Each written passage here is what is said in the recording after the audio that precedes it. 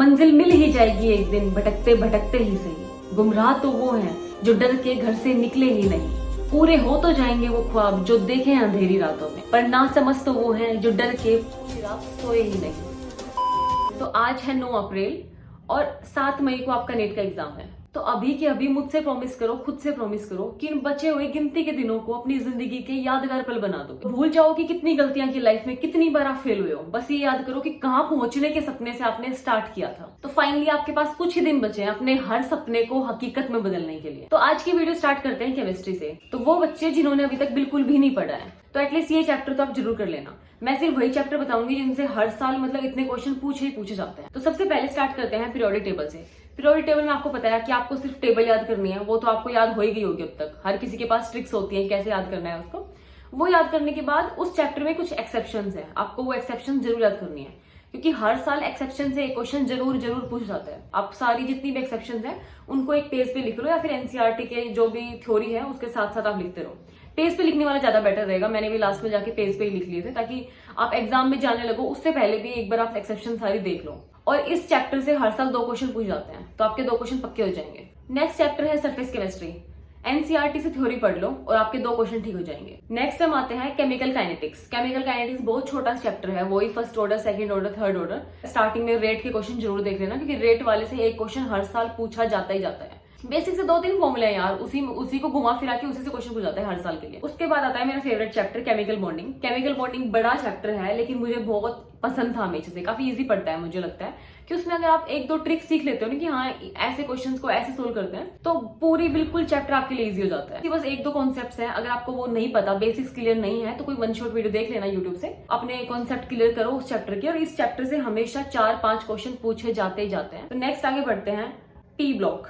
देखो P block बड़ा chapter है, और मैं अपनी बहुत वीडियो में पहले से बताती आती थी कि आप डेली एक चैप्टर पढ़ो, पता भी नहीं चलेगा कब पी ब्लॉक आपका खत्म हो गया। तो ये चीज आप अब भी फॉलो कर सकते हो। अभी भी आपके पास 25-30 दिन है। क्या करो कि सुबह उठते डेली एक ग्रुप पढ़ लो। नेक्स्ट डे क्या करो, सुबह 10-15 मिनट निकाल के जो कल पढ़ा था वो ग्रुप को हल्का से रिवाइज कर लो ऊपर से, और फिर नेक्स्ट ग्रुप पढ़ लो 1 घंटे के लिए। तो डेली 1-1 घंटा दोगे ना, तो अभी भी आप कंप्लीट हो जाएगा। और पी ब्लॉक से हर साल 5-6 क्वेश्चन तो मिनिमम पूछे ही जाते हैं। उसके बाद है डी एंड एफ ब्लॉक। इससे भी हर साल 3 क्वेश्चन जरूर पूछ जाते हैं। आप है ना, अगर चाहो तो एस ब्लॉक, एच ब्लॉक ये आप इग्नोर कर देना, क्योंकि उन चैप्टर से क्या है कि आपसे एक ही क्वेश्चन पूछ जाता है, और वो भी कभी कभी स्किप भी कर देते हैं, कभी कभी नहीं भी पूछते, और पढ़ना आपको बहुत पड़ता है उसके लिए भी। तो उन चैप्टर्स को बेशक आप थोड़ा सा छोड़ सकते हो, या फिर उनके क्या करो पीवाईक्यूज देख लो आप। आगे बढ़ते हैं कोऑर्डिनेशन कंपाउंड। कोऑर्डिनेशन कंपाउंड भी आप एनसीईआरटी से पढ़ो सिर्फ, और एनसीईआरटी में जितने भी एग्जांपल्स गिवन है ना वो करो, उससे बाहर कभी कुछ नहीं आता। उसके बाद आता है एक हार्ड सा चैप्टर इक्विलिब्रियम। मुझे इक्विलिब्रियम के नाम से हमेशा से डर लगता था, लेकिन आप अगर उसके पीवाईक्यूज सोल्व करते हो ना, क्योंकि उसके हर साल क्वेश्चन रिपीट होते हैं सेम टाइप के, अगर आप उसके पीवाईक्यूज भी सोल्व कर लेते हो ना, तो आपकी बात बन गई। पीवाईक्यूज सोल्व करने तो वैसे ही मस्ट है, और जो चैप्टर्स मैंने आपको बताया ना, इन सबको स्टार मार्क कर लो। इनके क्वेश्चन आपको पीवाईक्यूज में से देख के करने हैं, और साथ में मॉक टेस्ट में जितने भी क्वेश्चन इन चैप्टर्स के मिलते हैं वो भी साथ साथ करते रहना है। पीवाईक्यूज तो यार छोड़ना ही नहीं है। लास्ट का टाइम है 10 इयर्स, तो मस्ट है आपके लिए। तो ये टारगेट पब्लिकेशन के प्रीवियस 10 इयर्स है। स्टार्टिंग में आपको एनालिसिस मिलेगा कि हाँ सब्जेक्ट वाइज कितने क्वेश्चन पूछ जाते हैं हर साल। उसके बाद आपको एक ग्राफ प्लॉटिंग मिलेगी कि हाँ 11th से कितने पूछ जाते हैं, 12th से कितने पूछ जाते हैं, सब्जेक्ट वाइज मिलेगा ये भी आपको। फिर जैसे ये क्वेश्चन पेपर है, लास्ट में आपको इसके ओएमआर शीट मिलेगी, और साथ में ये आइडियल ओएमआर शीट मिलेगी।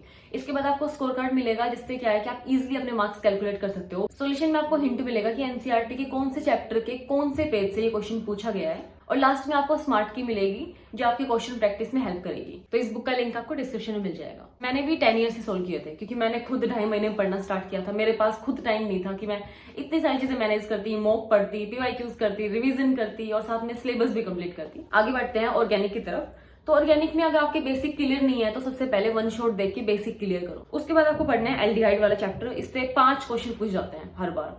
आप पता है ऑर्गेनिक में क्या करो, एनसीईआरटी एक बार रीडिंग लो, और एनसीईआरटी में जितनी भी इक्वेशंस फॉर्म में गिवन है ना, उसको थोड़ा लिख के प्रैक्टिस करो, क्योंकि हर साल एक इक्वेशन डायरेक्टली पूछ जाती है। फिल इन द ब्लैंक्स दे देते हैं कि हाँ इसमें कैसा कंपाउंड बनेगा, कैसा स्ट्रक्चर उसका बनेगा। तो ऐसे क्वेश्चंस की जरूर प्रैक्टिस करो। साथ में इन टेक्स्ट वाले क्वेश्चन सोल्ड एग्जाम्पल सिर्फ उसी में से पूछ जाता है, आगे आता है हेलो एल्केन्स वाला चैप्टर, उससे भी 2 क्वेश्चन पूछ जाते हैं। उसके बाद पता है लास्ट में आपकी 11th की बुक में भी और 12th की बुक में भी लास्ट में कुछ छोटे चैप्टर्स हैं, जैसे पॉलीमर हो गया, बायोमोलिक्यूल है, केमिस्ट्री इन एवरीडे लाइफ है। तो ये चैप्टर्स क्या है, बहुत ईजी हैं। अगर आप इनकी हल्की सी एक रीडिंग, अगर एक बार एनसीईआरटी की रीडिंग लोगे ना, तो आपके वो जो हर साल जो 1-2 क्वेश्चन पूछ ले जाते हैं ना, वो बिल्कुल भी गलत नहीं होंगे। हाँ, फिजिक्स की और बताती हूँ। वैसे तो मैंने लास्ट वीडियो में सारे चैप्टर कवर कर दिए हैं, लेकिन ऊपर ऊपर से एक बार आपको मैं चैप्टर्स के नाम बता देती हूँ, आप नोट कर लेना। और आपको डिटेल में अगर देखनी है तो लास्ट वीडियो का लिंक मैं आपको दे दूंगी डिस्क्रिप्शन में, आप उसमें जाके देख लेना। तो फिजिक्स में सबसे पहले इजी चैप्टर्स बता देती हूँ। सेमीकंडक्टर, जिससे हर साल 3 क्वेश्चन पूछ जाते हैं। फिर न्यूक्लियाई से भी 3 क्वेश्चन पूछ जाते हैं। फिर ड्यूल नेचर से 2 क्वेश्चन पूछ जाते हैं। उसके बाद ईएम वेव, ईएमआई, एसी, इन तीनों से 2 क्वेश्चन पूछे जाते हैं। उसके बाद ग्रेविटेशन और इलेक्ट्रोस्टैटिक्स नोट कर लेना, दोनों में से एक क्वेश्चन पूछ जाता है। अगर एक पढ़ लोगे तो दूसरा अपने आप हो जाएगा आपका। उसके बाद आता है हमारा favourite chapter unit and dimension, जिससे हर साल 4 क्वेश्चन पूछे जाते हैं। उसके बाद आता है वर्क एनर्जी पार्ट, जिससे 3 क्वेश्चन पूछ जाते हैं।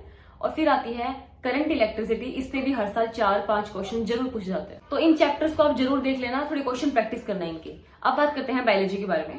तो बायोलॉजी तो यार पूरी इंपॉर्टेंट है पहली चीज तो, क्योंकि एनसीईआरटी पढ़नी है उसमें तो आपको पूरी। लेकिन फिर भी मैं आपको कुछ यूनिट्स बता देती हूँ कि हाँ प्रियोरिटी वाइज, कि आप सबसे पहले ये वाले तो एटलीस्ट जरूर कर लेना यूनिट्स आप। तो सबसे पहले बात करते हैं 12th की। तो सबसे पहले आती है बायोटेक्नोलॉजी, जिसमें 2 चैप्टर्स आते हैं। तो इन दोनों को मिला के हर साल 8 क्वेश्चन तो मिनिमम इससे पूछे जाते हैं। सेकेंड यूनिट है इकोलॉजी वाली, जिसमें 4 चैप्टर आते हैं आई गेस, हाँ, उससे हर साल 12 क्वेश्चन जरूर पूछ जाते हैं। उसके बाद आती है सबसे बड़ी यूनिट जेनेटिक्स। मैं तो बोलूंगी आप सबसे पहले यहीं से स्टार्ट कर दो, कि इसमें क्या है 14 क्वेश्चन पूछ जाते हैं हर साल। 14 क्वेश्चन हर साल जेनेटिक्स आते हैं। तो जिंदगी में सोच मत लेना कि जेनेटिक्स छोड़ के जाऊंगा और मेरा सिलेक्शन हो जाएगा, तो जरूर कर लेना जेनेटिक्स का। बाकी 11th की अगर मैं बात करूं तो सेल वाली जो यूनिट है, जिसमें 3 चैप्टर्स आते हैं, उससे हर साल 9 क्वेश्चन पूछे जाते हैं। इजी पढ़ते हैं तो वो कर लेना। उसके बाद आती है मॉर्फोलॉजी वाली, जिसके 10 क्वेश्चन पूछे जाते हैं। उसके बाद प्लांट फिजियो से 13 क्वेश्चन पूछ जाते हैं और ह्यूमन फिजियो से 12 क्वेश्चन पूछ जाते हैं। तो ये तो सिर्फ वो यूनिट्स मैंने आपको बता दी, गैस दे दिया एक हल्का सा कि हाँ इतने क्वेश्चन पूछ जाते हैं, तो थोड़ी प्रायोरिटी सेट कर लेना इसके अकॉर्डिंग। तीनों चीज करनी है, अपनी गलतियों से सीखते रहना, मायूस मत होना कि हाँ नंबर कम आ रहे हैं। ये नंबर कहीं मैटर नहीं करते, कहीं मैटर नहीं करते। और अगर आप किसी कोचिंग में अगर मॉक टेस्ट दे रहे हो ना कहीं भी, तो वो तो इतने हार्ड पेपर बनाते हैं ताकि आपको तैयार कर सके नीट के लिए। तो ऐसे कोई भी घबराने की जरूरत नहीं है, बस अपना जो पढ़ने का तरीका है वो थोड़ा एनसीईआरटी लेवल का रखना। ऊपर जाने की कोशिश मत करो, हमें सिर्फ एक सीट चाहिए, हम उस सीट के लिए फाइट कर रहे हैं। कोई भी क्वेरी हो तो मुझे कमेंट्स में बताना, कमेंट्स में लिख के जाना कि आप फाइट करोगे खुद के लिए। आपको इतना अच्छे से पढ़ना है, इतना पढ़ना है कि जब आपका रिजल्ट आए ना तो मायूस ना होना पड़े आपको, आपकी फैमिली को, किसी को भी। और best of luck for your preparation और बाय बाय।